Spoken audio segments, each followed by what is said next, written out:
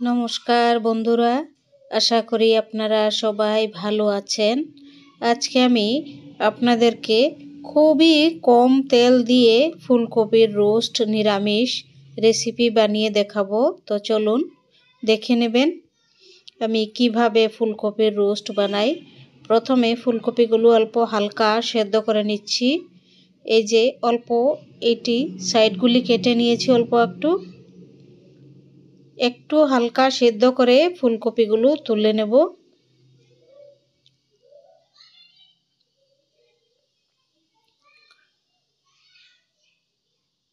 এখন মশলা নিয়ে নিচ্ছি। দেখুন, 1 চামচ তালমগজ, তারপর নিয়ে নিচ্ছি 1 চামচ কাজু, এখন অল্প একটু জল দিয়ে এটি পেস্ট করে নেব, তালমগজ আর কাজু বাদাম। এখন নিয়ে নিচ্ছি, দেখুন একটা বাটিতে 2 চামচ টক দই,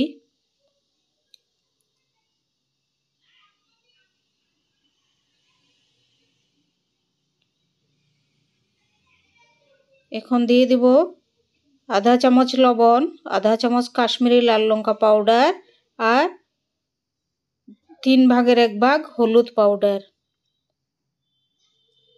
দিয়ে দিচ্ছি 1 চামচ কাঁচা লঙ্কা বাটা, তারপর 1 চামচ জিরা বাটা,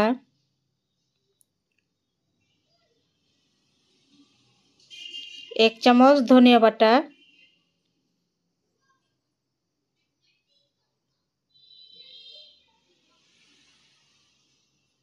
তারপর দিয়ে দিচ্ছি আধা চামচ আদা বাটা।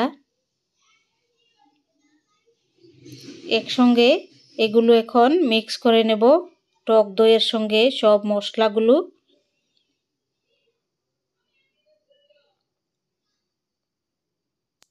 এটি গ্রেভির জন্য খুব সুন্দর দেখুন হয়ে গেছে। এখন দিয়ে দিচ্ছি এই গ্রেভির মধ্যে কাজু বাটা আর তালমগজ বাটা।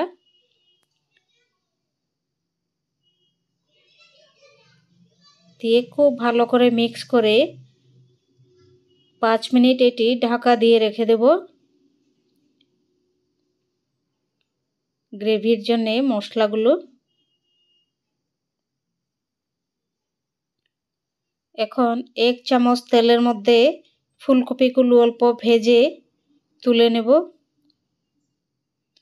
ফুলকপির মধ্যে দিয়ে দিচ্ছি আধা চামচ লবণ,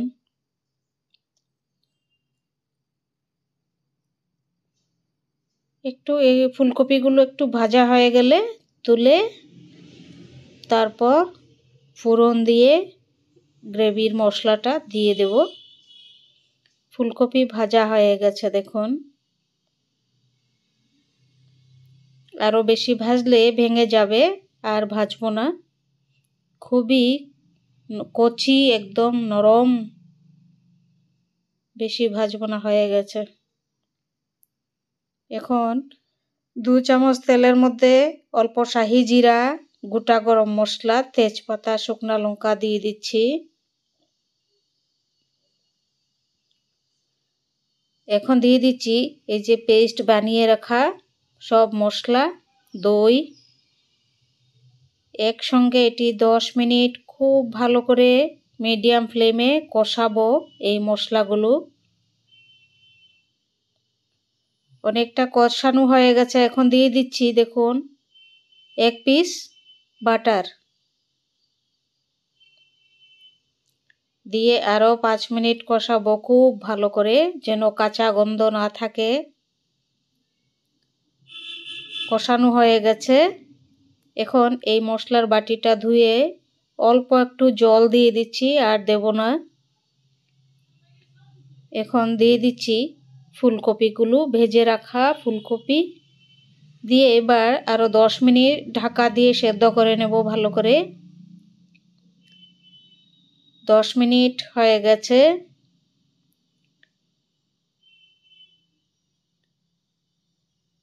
দেখুন কত সুন্দর হয়েছে, খুবই সুস্বাদু নিরামিষ ফুলকপির রোস্ট।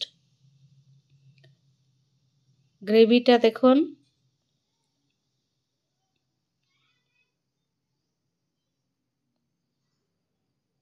সেদ্ধ হয়ে গেছে ফুলকপি।